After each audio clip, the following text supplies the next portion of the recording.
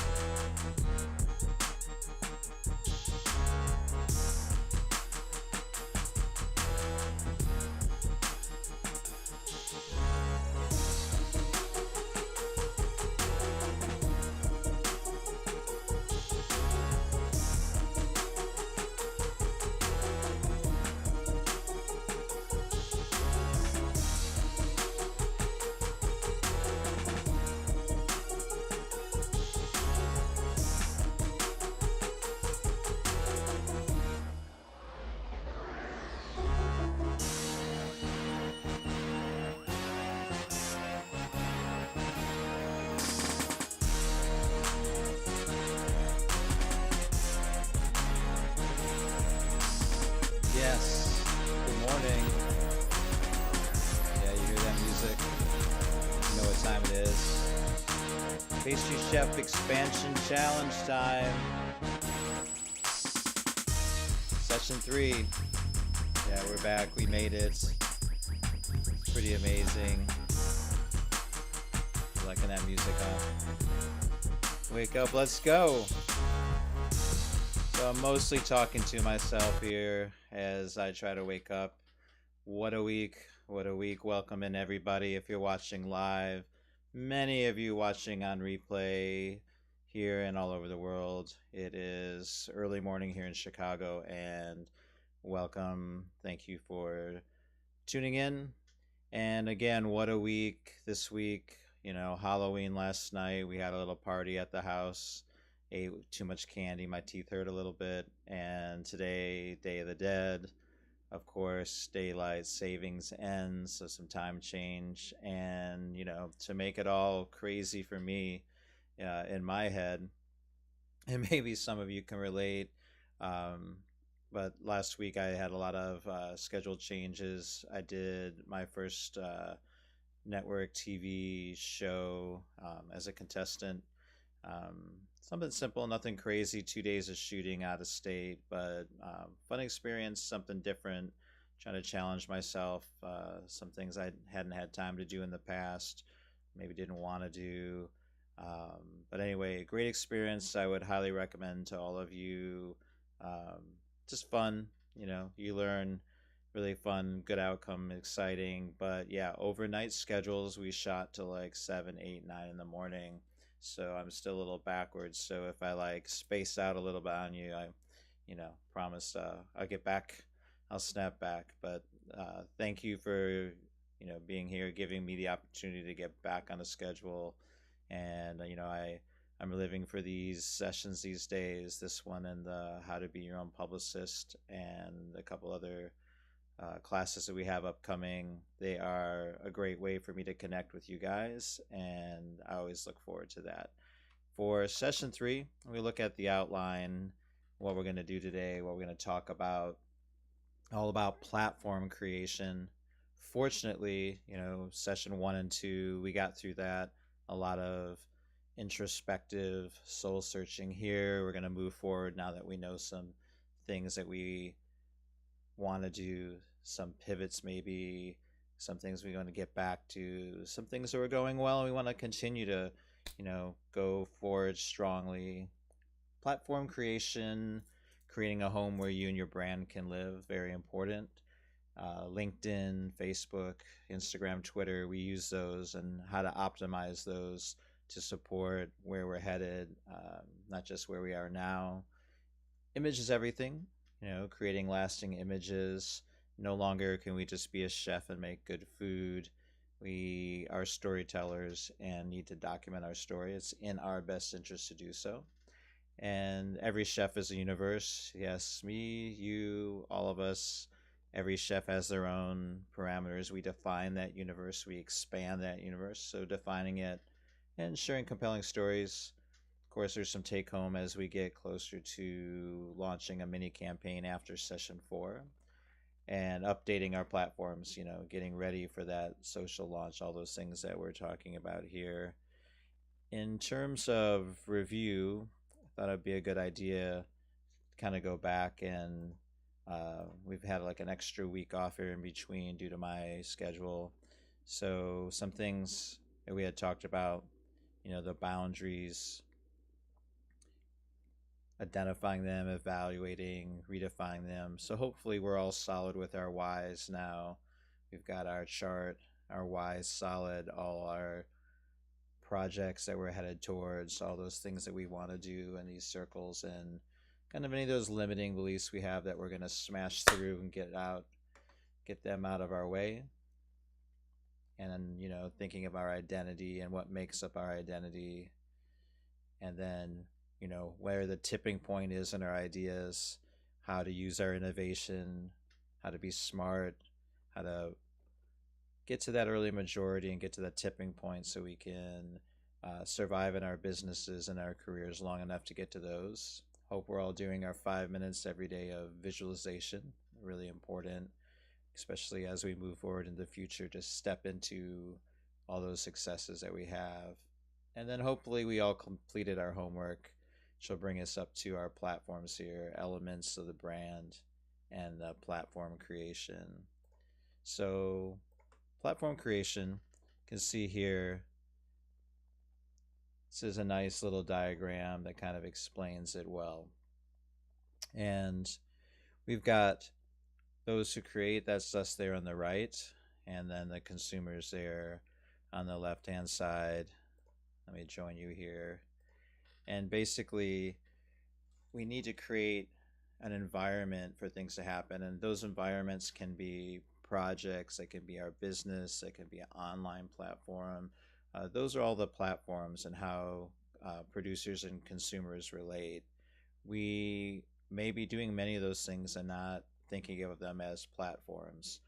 Sometimes we hear social media referred to as a platform.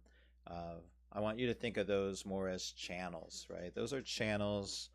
Those are ways that we express what we're doing or tell stories.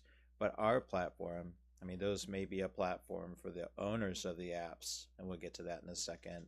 But the actual platform itself can be that core transaction where things happen. So if it's an online store, you create the items that go to the store, and you create the environment, the website, how the store looks. We use that to connect with the consumer. The consumer experiences it, consumes the experience, understands what the service or the goods are that we're selling, and then they compensate, they make that purchase, and that goes back to the creator, and that comes. But if you think of it in a project sense, you know, there's ways that we can create projects that will do the same thing. For example, if you have a concert and you sell tickets to the concert and you have a concert series, the platform can be the concert series, and the way that we connect with the consumers through that experience that we're creating for them. So there are many ways between the producers and the consumers. Um, the platform allows you to kind of gently sell sometimes, to offer that experience to be bigger than just a single transaction, which is really important. We want to make sure that there's connection. Yeah, that connection is really important. Um, what propels the interaction, if you look there in your notes. And then, the gravity of the situation. How engaging is that? If it's, again, a concert series, if it's a competition series, if it's, TV does this really well. They create shows on that channel, and each show is its own platform that allows people to interact with it, and there can be fans for certain platforms.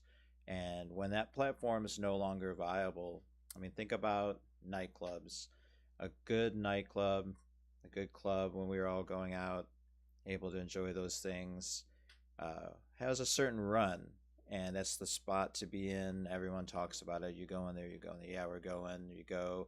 And then over time, for whatever reason, we get bored, and sometimes the club owners just shut it down. and they create a new concept, something fun, maybe some different activities, definitely a new look, and you go back and they created another platform. And again, we get started enjoying that, experiencing it, and it gives it a new life. So rather than change yourself all the time, change your business, creating various platforms for this business to take place and creating that connection and again that gravity, and then just the flow, really important, that ease of use, how sustainable is it? Again, everything has a life. What do they say about restaurants? 10 years of a great restaurant. I mean, that's a good life of a restaurant. Well, that's not that long, right? If you've been in the chef game a little bit, everybody's already been doing this probably 5, 6, 7, 10 years, and we're just getting started. If your business only lasts 10 years, your half life of your business is 5. Um, it kind of pays to consider this platform identity where you'd have that restaurant, but some other platforms that can kind of support the restaurant. And platforms do feed off each other, which is really an exciting thing. You have one platform, it can be paired with a charity. You can collaborate with other brands that create some strength. We had our Chicago restaurant pastry competition, and that was a platform that brought together, chefs on one side and producers of ingredients that chefs use or equipment that chefs use on the other hand, brought them together for a style of a competition that wasn't like what you see on TV. It was more our way of showing what we thought really went on in kitchens, and to kind of wrap it in a cool package with nice music and cool editing. And the point was really to give back to both sides, and as a platform was very successful. The chefs, some of them worked for the companies eventually, and the companies had a connection on a real intimate basis with the chefs. So that platform was a successful way to kind of create the connection. The gravity was just the great work that all the chefs are doing, just like you and I do. We sometimes forget how interesting that is to everyone. So one thing I want y'all to get out of today is how to package those things and share them in a way that's smart, that gives momentum, that you have so many stories to tell. And as you get used to identifying what those are, you'll have no problem filling up content for your social media. Speaking of social media, some interesting things to point out. Here's a nice chart that shows that Facebook dominates the social media landscape.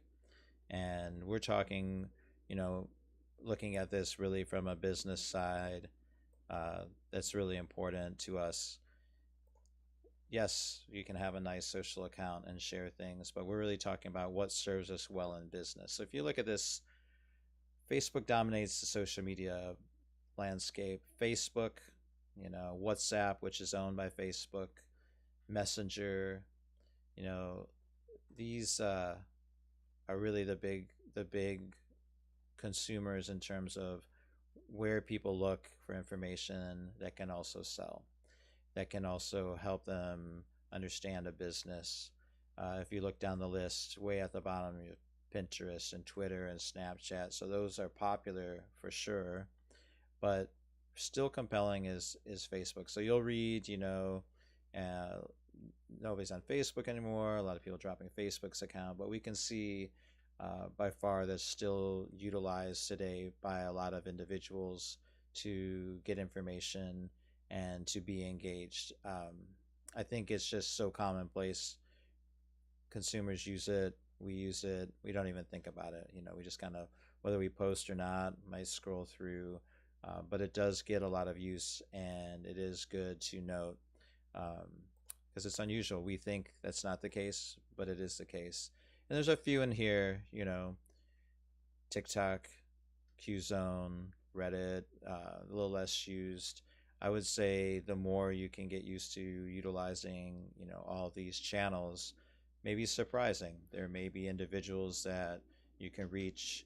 I know we'll talk about LinkedIn in a little bit, That's been surprising to me how much activity on a channel that I thought, wasn't necessarily that important to me end up being really productive in a business sense. So we look at this chart: business to business content marketing, social media and platform using. For usage for social media, LinkedIn is number one.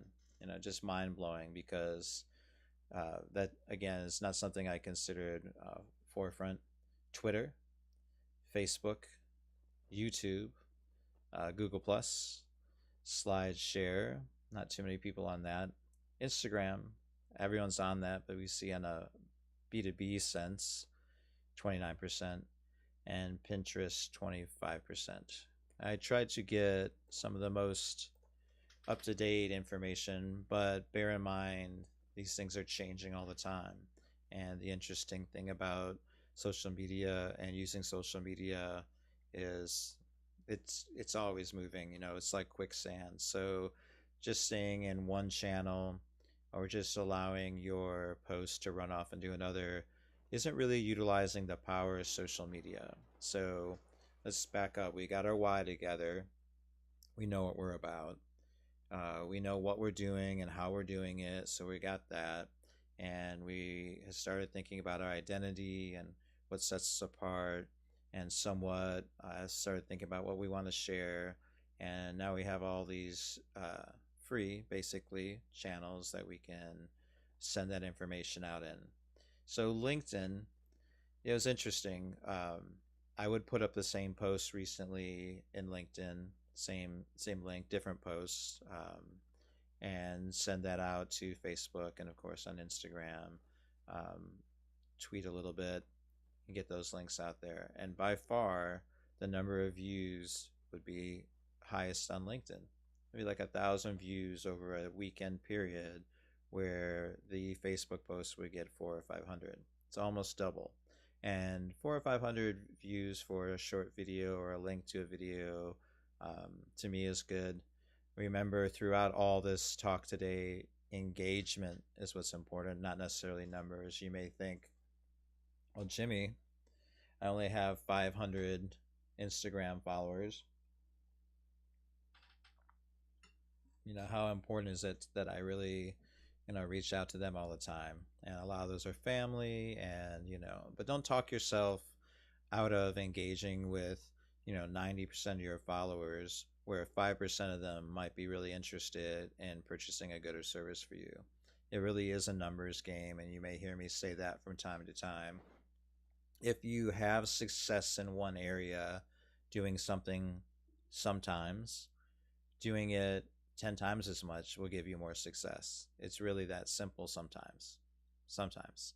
The work that you do, making sure you have, again, a platform that makes sense, so it's easy to communicate, clear stories, a clear why that drives everything, those are going to line you up so that you can make sales or make connections with people. And then it's up to you. It's up to the quality of the service and the marketplace. The marketplace will tell you, are you doing a good job right now in that sector, in that marketplace, or not? But at any rate, all these are viable options, and as it shifts, we should consider all of them as means to an end, as ways to communicate and create our platforms and communicate about those platforms.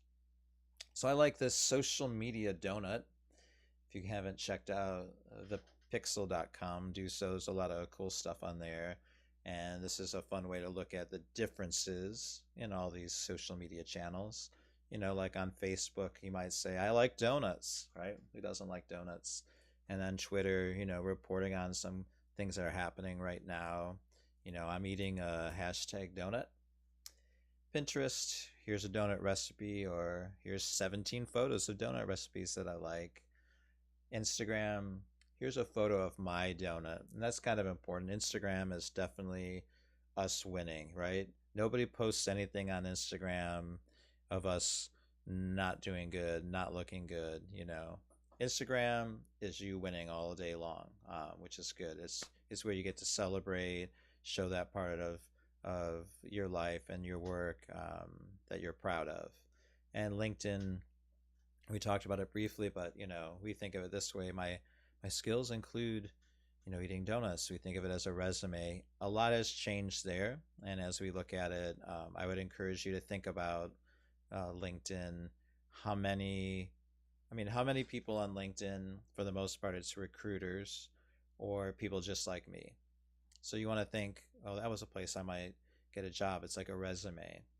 But really, LinkedIn has many people that are more likely to use your goods and services if it's a business to business service, if it's consulting, if it's um, something where the professionals are not aware of you.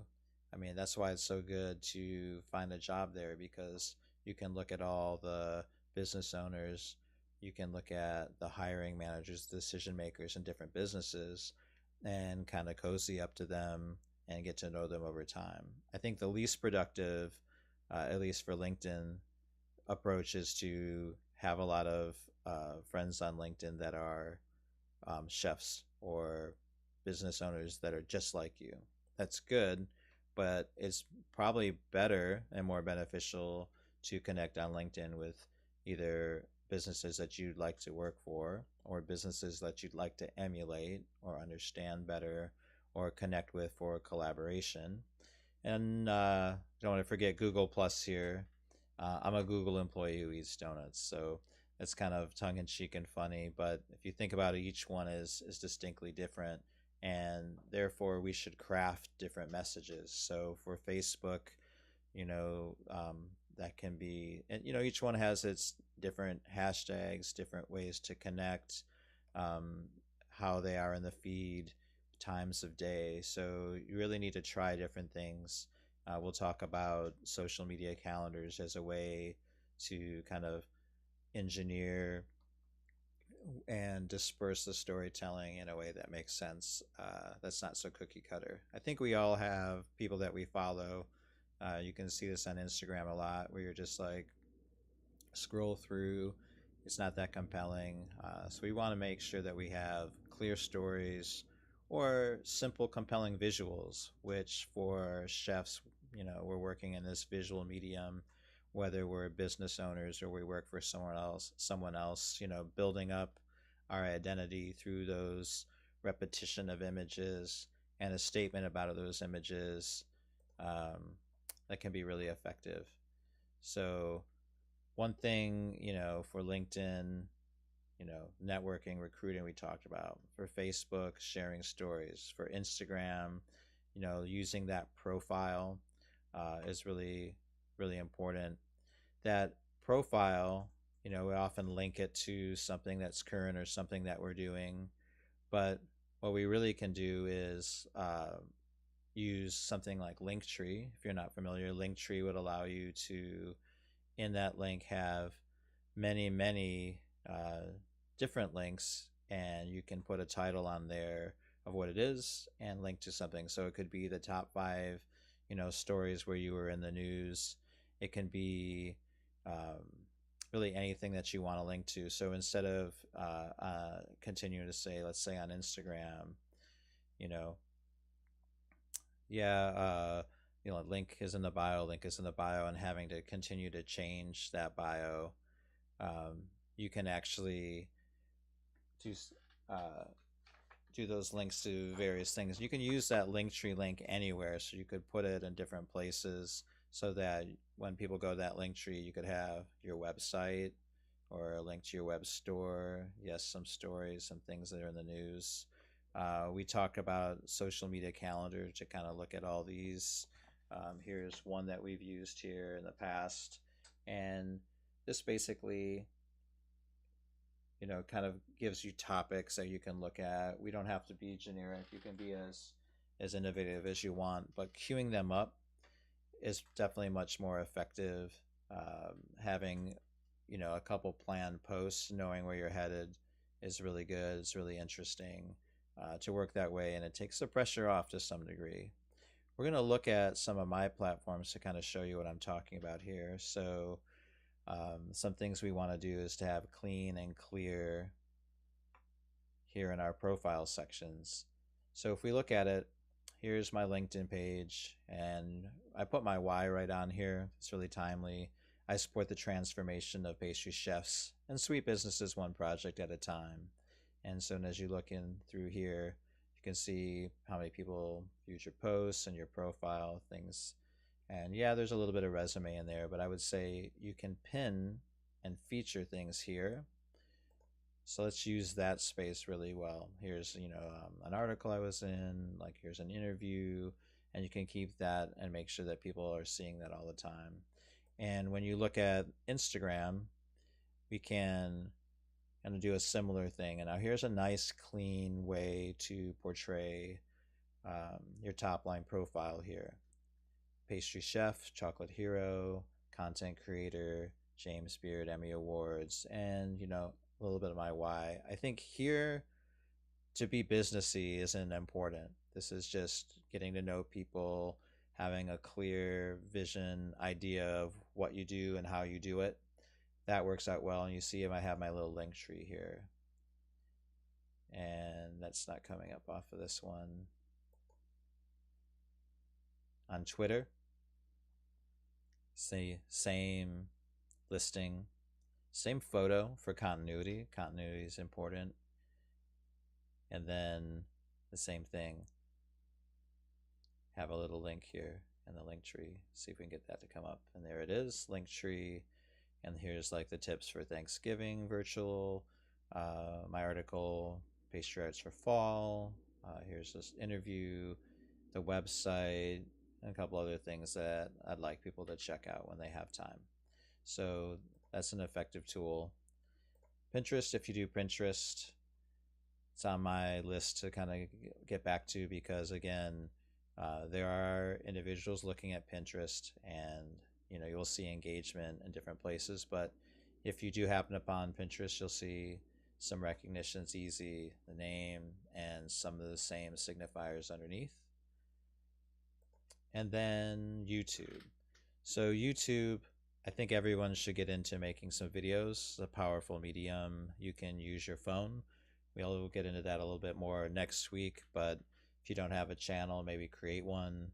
Here's the only time I deviate from the consistency formula for me, just to have separate what I'm doing in the video world.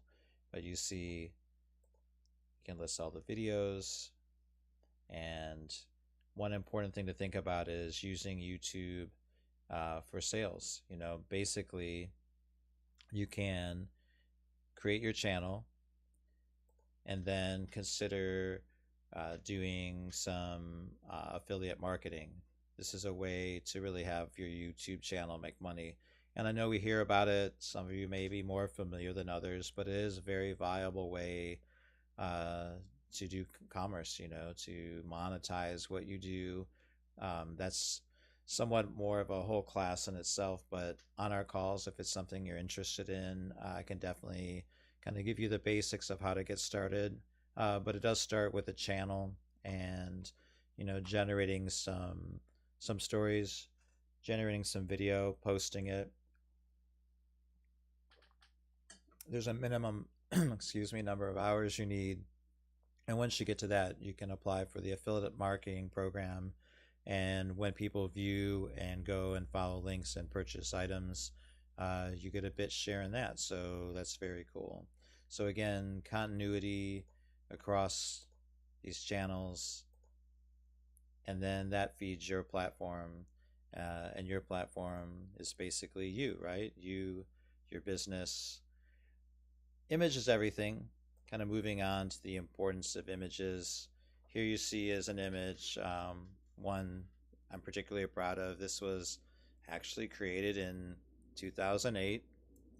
Is a dish at Avenues, our 2 Michelin star restaurant in the Peninsula Hotel. One of many dishes we had on the menu. Photo captured by our local photographer, Anthony Tallier. Anthony is a great photographer, and it can just show you the strength of an image. This image has been reprinted, published several times since then. And, I'm using it here with the Pastry Chef Expansion Challenge because I know that image doesn't look like anything else. Um, it's nice and fall looking, right? That's absolutely a carrot cake dressed up and, tricked out, as it were.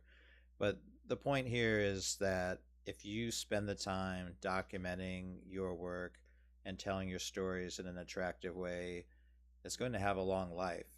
If you can, go back and look at all those photos and those videos that you made in the past. Put them on a hard drive, get them in one place where you can use them, and don't feel like it's a menu in a restaurant where after 3 months, it's out.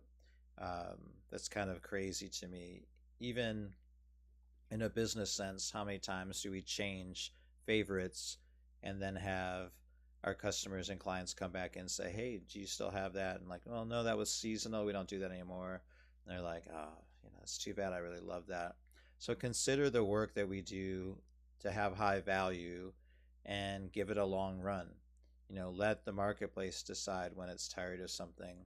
I know as chefs, we get restless, we get tired of things, but our customers are just learning for the new time. There's such a large population of consumers, and we're only touching at any time a small part. So we think, you know, oh, I'm sick of that. People are sick of it. No one wants that service anymore. No one wants to buy that one product in my product line. But often it's a question of marketing and storytelling and platform creation. If you are a chocolate bar company and you have 10 chocolate bars at any point that you're um, have in the marketplace and you're selling, and one or two don't do well, rather than say, oh, that's time to get rid of those two, often those are the most creative ones, right? Or the ones that we like the most, and the normal, quote, normal stuff sells because those are favorites. Find a way to engineer, monthly subscriptions, buy one get one if you buy that slow seller, and see if you can't get a spark in the marketplace. Remember, we put all that work into it, and we have an image to uphold. So using that quality image, create great stories, and stick with it, they'll pay dividends. This is 2020, and to me this photo looks just as fresh as it did back then. The high resolution photos and high quality video, it's important that we discuss that a little bit. So I have here a comparison. When you're making your images, one thing that will make them last is making sure that the quality is there. And you see on the left here we have a Peapod. It's pretty low resolution, and it's just not going to hold up for reprinting. So if you send someone that photo, you try to use it, might be okay on the web depending on where someone views it. It's going to be a mess. It's not going to represent you well. Whereas on the right, you see crisp, clear, um, and a high resolution. We know, and this is from a submission form from a publisher here, Longwoods Publishing. You can check them out. They have some of their good information on their site. For their submissions, DPI is important. So that's dots per inch, minimum 300 DPI for everything. So that's one indicator. And then file formats, definitely a high quality JPEG, EPS, which is vector, that'll allow you to take an image and print it as big as a billboard, a TIFF or PSD. JPEGs and TIFFs are really acceptable, EPS as well. Those are really good formats to work in. Often, though, if you're sending a non-JPEG for submission somewhere, that non-JPEG image maybe accompany it with a high-quality JPEG, because many individuals can't open and view the TIFFs and the EPS without other software. So if someone's looking on their phone with a JPEG, they can open that up. But you see minimum, and I think these are really low. You've got 800 kilobytes and 175 kilobytes. These are just for simple, web stuff or announcements. You really want to look at a high quality image as being in the megabytes.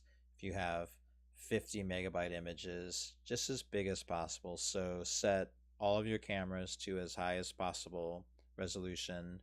If you're using your phone, make sure you're on the highest setting.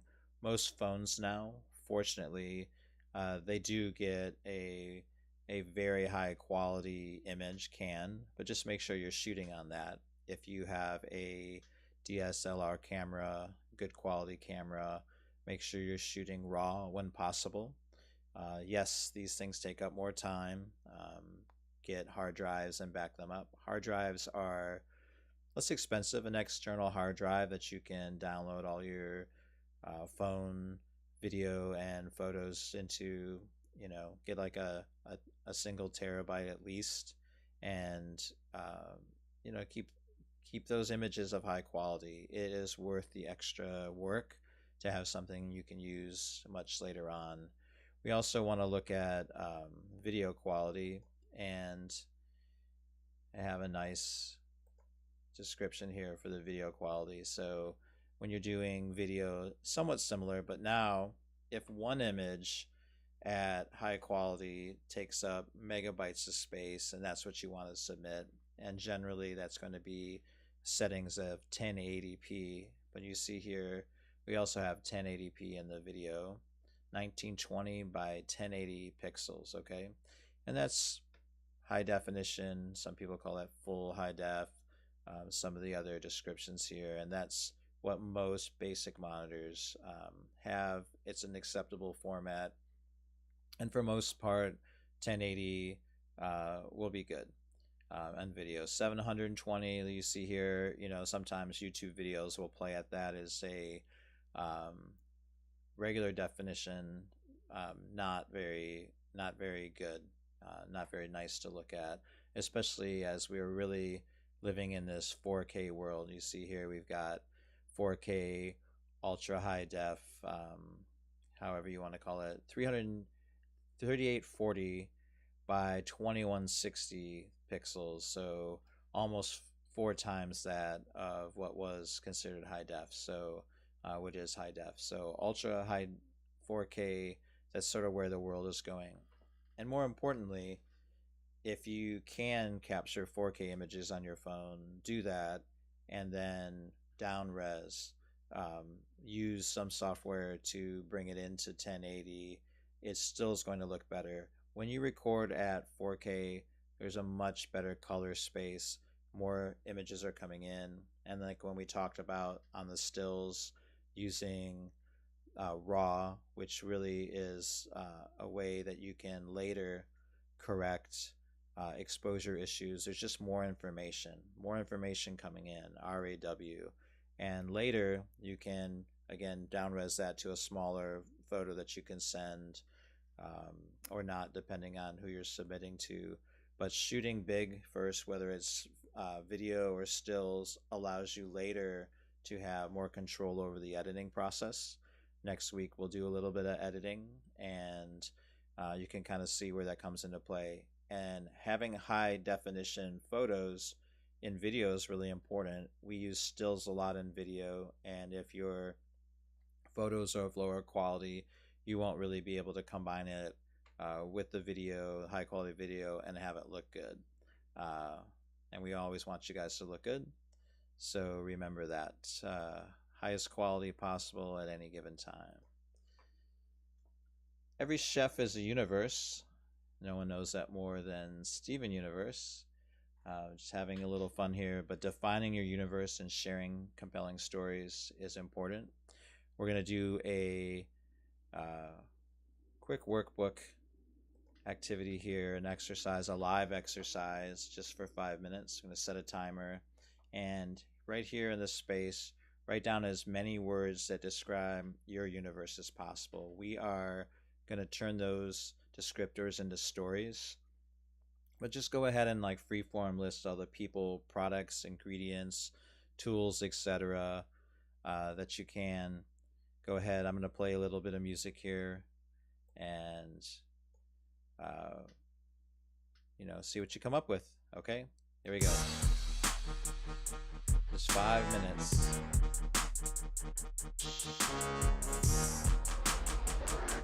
List all those people, maybe it's customers, my clients, those products that they use, ingredients and tools that are right on your platform. What do you like to use? What do you use them for? Write it down.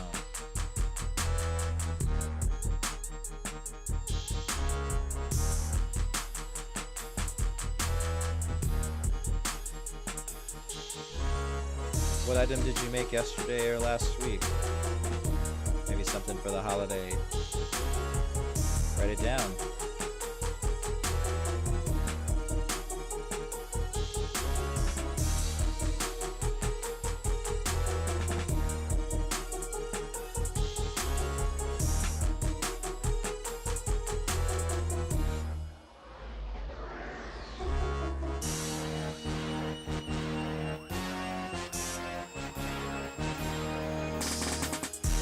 Couple more minutes.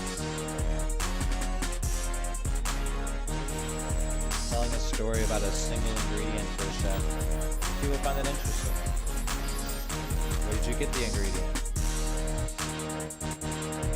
What are you going to do with it?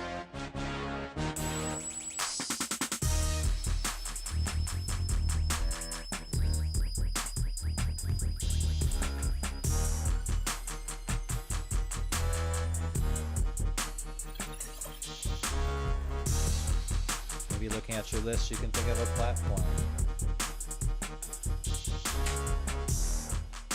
Maybe a seasonal menu, seasonal offerings for sale on the web. A service that speaks to what people need right now. Something comes to mind, write it down.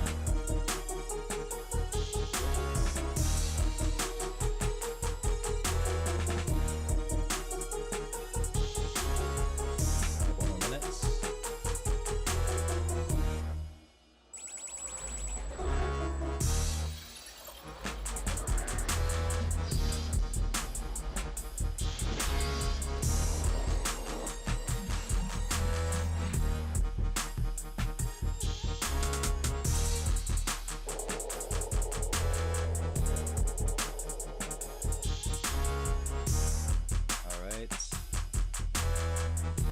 All right. We're back. Thank you for doing that. Steven Universe says thank you, and hopefully after that 5 minutes you have a list of some things, and it's a good practice to do anytime. Maybe after you do some visualization in the morning, you do some writing. Writing is very powerful, and before the day gets started is the time to kind of bring out of you those things that are fresh and that you may want to do, and you can kind of keep that by your to-do list and say, you know what, that was a good idea, that's something that I want to communicate, that's a story. The great stories, look at this list, I really like this. This was something posted on LinkedIn, but it really is correct. Looking at that list you made of all the ingredients and activities and recipes and people and places and things that we do, interaction of all those things, make you relatable and believable, evocative, emotive, inspiring. That's a good one. Contagious, important, compelling. These are the stories that speaks to your audience. And just think, always a story has a beginning, a middle, and an end. So everything we do, if you're writing an ad for your business, is it clear what the beginning, middle, and the end is? What the call to action is? What do I want people to do after they listen to me, after they see that post? Every post shouldn't be just that's nice, good photo, right? But what is it that you want people to do to engage with you? And that's the point of creating platforms, identifying stories, expressing that stories, choosing the medium to express that story in. This is all really important things to do. We are going to get into that even more next week. I want you guys to go through your social media and whatever takeaways you got from having that list, having that continuity across all those platforms, having the consideration to, when someone comes to experience your brand, when they're looking across all these channels. They see continuity, they see different types of storytelling for different channels. And most of all, they see you and the things that you can do for them or bring to the table or just increase your popularity, make you compelling and interesting. Um, when we look at homework for next week, I'm going to create a mini campaign. So clean up the social and create a mini campaign to launch after next week. So this is a 3-day mini campaign. Could make it more if you like to. We want to get that gravity going. We want to, um, instead of just do some posts, have a point to those posts. Have something compelling. Have a call to action. Um, get people to interact with you even more than they are now. So the ways we're going to do that is creating this calendar. Um, 3 days. We'll pick the days. You can launch it after next week again. No pressure now. But we want to use some different ways to tell that. So story, whatever the story will be, and then pick channels, and then the call to action. Buy a product. Subscribe to my newsletter. Reach out, follow me. Can be more than just likes. We want really engagement that will lead to another conversation. Next week, we'll talk about how to turn some of those follows and likes into actual leads that will either lead to sales for your business or perhaps a future job. Who knows? Day 1, day 2, day 3, we'll write in that story, different stories. If you have an overarching focus, we'll write it here. So if the focus for me might be my winter classes, we're doing our first PM classes. Up till now, it's all been for the early risers, but a lot of people would like to experience that are home at night. So if it's winter classes, or maybe for you it's seasonal offerings, and tell the story what those is, but not, we want to avoid saying, hey, we've got these seasonal offerings, you should buy them. Again, that why is compelling. Why do you make those seasonal?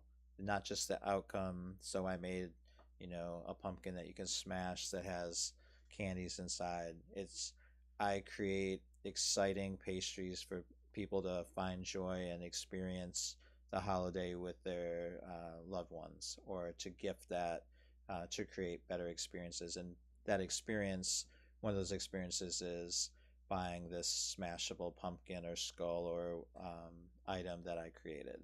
So you see that story, it's much more compelling.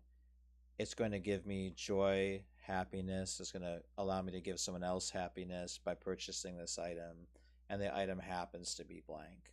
So if we can think in that way, again, update your platforms, get ready for that launch, record some video through the week.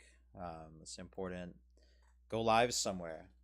Going live is, I would say, kind of an uncomfortable thing if you're not used to it. I know I'm still getting used to it myself, but I see the ability for me to reach out, connect with more of you, and to use that as a platform for expression, especially right now. Unfortunately, we're not going out as much. We're not able to connect in those ways that we like to. Man, I never thought I would miss trade shows, right? But for chefs and other people in our industry, trade shows, events, being able to go out and um, go to demos and kind of connect. It's important to keep our business moving. So we don't have that right now in the same way. I know for next year things are starting to get planned, but there's a lot up in the air. There's a lot going on. The ability to go live and use the channels that we talked about. So please do that. Try to go live and just go live and say something about what you're doing. It's surprising how many people will be interested. And when you go live, it's just like you're talking to your best friend. Kind of picture that person who, no matter what you say, they're interested in. Those people are out there. They're interested. They want to hear from you. Remember, it's an important week. Go vote. It's our right, and it's an important election as always. So get out there and vote. Go live somewhere, And if you can, download a non-linear editing program. I wanted to not forget to ask you guys, if you don't have a video or a way to edit video, you can on our calls. I can identify a couple free ones. You can do it in your phone. Just the concept of working with that's going to be important as we get into next week. As always, really appreciate the time we had together. Today was good. You guys got your whys. You know what your products are, what your services are, and now we're getting ready to broadcast that through social media. Very excited for session 4. Remember, book your time with me. Have a great and blessed week. I appreciate you all. Thank you.